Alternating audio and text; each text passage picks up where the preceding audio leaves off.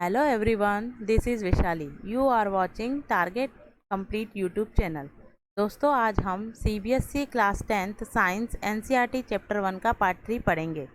दोस्तों हमने पार्ट 2 में केमिकल रिएक्शन के बारे में पढ़ा है। अब हम पार्ट 3 में केमिकल इक्वेशन के बारे में पढ़ेंगे।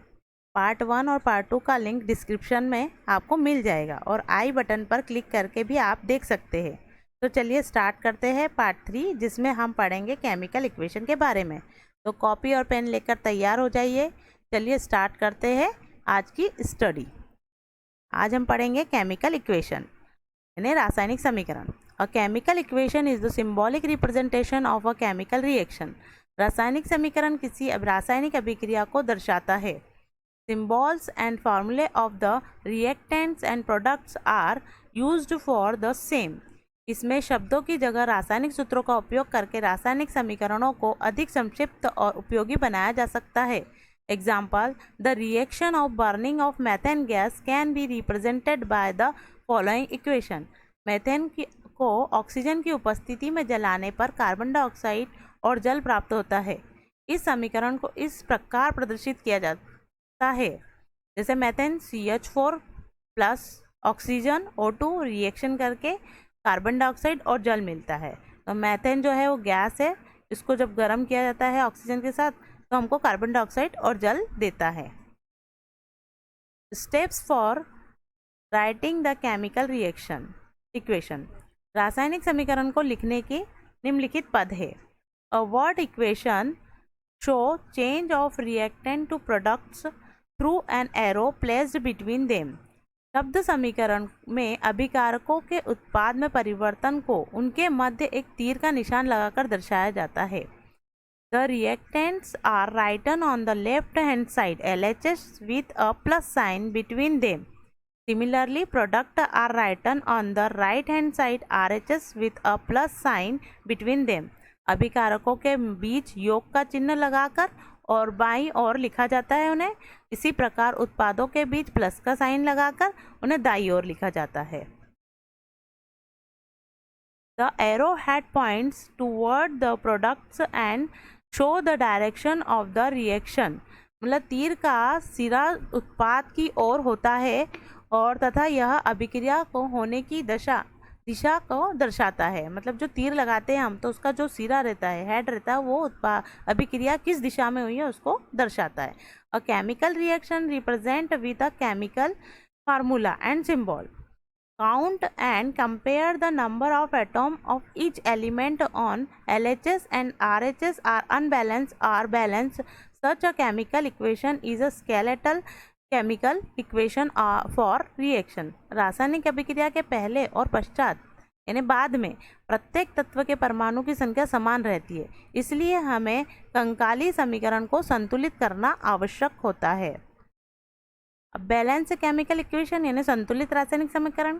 जब हम रिएक्शन को संतुलित करते हैं तो क्या सबसे पहले इस्तेमाल करते हैं, तो according to the law of conservation of mass, द्रव्यमान के संरक्षण के नियम का इस्तेमाल करते हैं, क्योंकि हमने पढ़ा है ना कि मास can neither be created nor destroy in chemical reaction. द्रव्यमान के संरक्षण के नियम के अनुसार किसी भी रासायनिक अभिक्रिया में द्रव्यमान का ना तो निर्माण होता है ना ही विनाश होता है।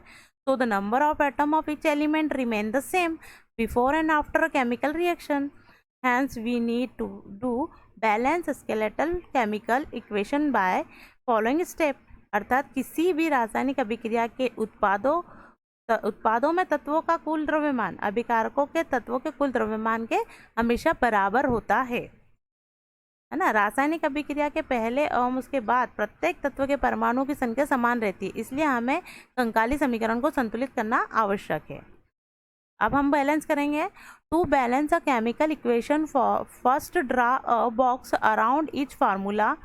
Do not change anything inside the boxes while balancing the equation. देखिए, जब हम इक्वेशन लिखते हैं तो सबसे पहले जितने भी एलिमेंट दिए रहते हैं उनके चारों ओर एक बॉक्स बना लेते हैं और बॉक्स के अंदर उसको लिखा जो फार्मूला रहता है उसको कुछ नहीं चेंज नहीं करना है, कुछ डिस्टर्ब नहीं करना है। जो भी बैलेंसिंग करनी है आपको बाहर करनी है। जैसे सबसे पहले हम क्या करेंगे, list the number of atoms of different element present in the unbalance equation. जितने भी हमारे पास एलिमेंट है उनको हम सबसे पहले एक सारणी में लिख लेंगे, एक लिस्ट बना लेंगे जिसमें एलिमेंट होगा, number of atom in reactants LHS side में, number of atom in product RH side में। तो हमारे पास कितने एलिमेंट है इसके अंदर, Fe है, हाइड्रोजन है, ऑक्सीजन है। तो Fe का एलिमेंट अगर हम LH साइड में देखेंगे रिएक्टेंट साइड में तो एक है, और जब प्रोडक्ट साइड में देखेंगे तो 3 है। Fe3 दिख रहा है छोटा सा Fe3, तो ये 3 है। तो हाइड्रोजन यहाँ पर 2 है LHS में, RHS में भी 2 है, ऑक्सीजन इधर 1 है LHS में, तो इधर ऑक्सीजन 4 है। तो हम इसको अब बैलेंस करेंगे क्योंकि ये अनबैलेंस रिएक्शन है। It is often start balancing with the compound that contain the maximum number of atoms. मतलब सबसे पहले स्टार्टिंग उस कंपाउंड से करेंगे जिसके अंदर की मैक्सिमम नंबर ऑफ एटम्स है। It may be reactant or a product, ये रिएक्टेंट भी हो सकता है और प्रोडक्ट भी हो सकता है।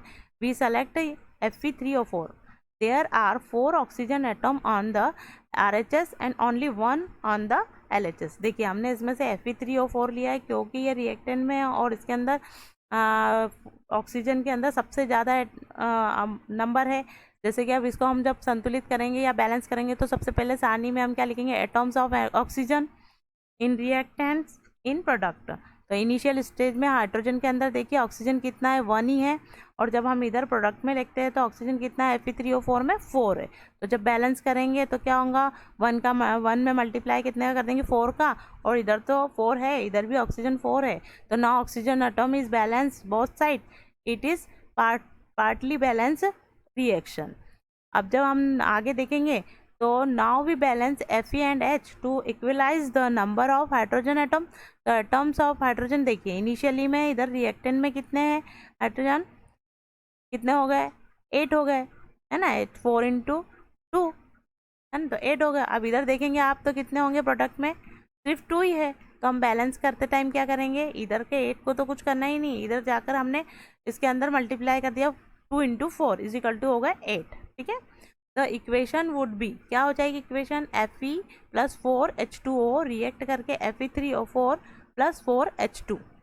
ठीक है, now balance atom of iron. अब Fe जो सिंबल है आयरन का है उसको इक्विलाइज करेंगे तो नंबर ऑफ Fe, तो क्या हो जाएगा, इनिशियली Fe कितना है, 1 है, और इधर प्रोडक्ट में कितना था, 3। तो हमको क्या करना पड़ेगा, 1 × 3 करना पड़ेगा, तो दोनों तरफ क्या हो जाएगा, 3 हो जाएगा। तो हमने रिएक्टेंट में 3 का मल्टीप्लाई कर दिया तो Fe भी बैलेंस हो गया। तो हमारी इक्वेशन अब क्या हो जाएगी, the equation would be 3Fe + 4H2O reaction करके Fe3O4 + 4H2।